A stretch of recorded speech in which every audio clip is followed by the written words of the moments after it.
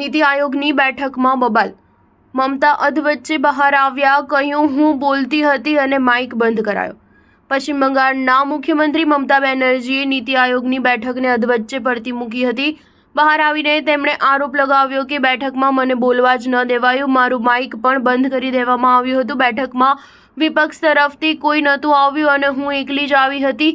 બધા મુખ્યમંત્રીને 15 મિનિટનો સમય અપાયો હતો. જ્યારે મેં મારો પક્ષ રજૂ કર્યો તો મને બોલતા જ અટકાવી દેવામાં આવી. વડાપ્રધાન મોદીના નેતૃત્વમાં નીતિ આયોગની આ 9મી ગવર્નિંગ કાઉન્સિલની બેઠક ચાલી રહી છે. મીટિંગમાં 2047 સુધી ભારતને વિકસિત રાષ્ટ્ર બનાવવા પર ધ્યાન કેન્દ્રિત કરવામાં આવી રહ્યું છે. બેઠક માટે બંગાળના મુખ્યમંત્રી મમતા બેનર્જી, આસામના મુખ્યમંત્રી હિમંત શર્મા, રાજસ્થાનના મુખ્યમંત્રી ભજનલાલ શર્મા, મધ્યપ્રદેશના સીએમ મોહન યાદવ, આંધ્રના સીએમ ચંદ્રબાબુ નાયડુ અને ગોવાના સીએમ પ્રમોદ સાવંત પહોંચ્યા હતા. જોકે નીતિ આયોગની આ બેઠકનો ઇન્ડિયા ગઠબંધનના શાસન હેઠળના 7 રાજ્યના મુખ્યમંત્રીઓએ બહિષ્કાર કરી દીધો હતો. આ રાજ્યોમાં તમિલનાડુ, તેલંગાણા, કર્ણાટક, હિમાચલ પ્રદેશ, પંજાબ, કેરળ અને ઝારખંડ સામેલ છે.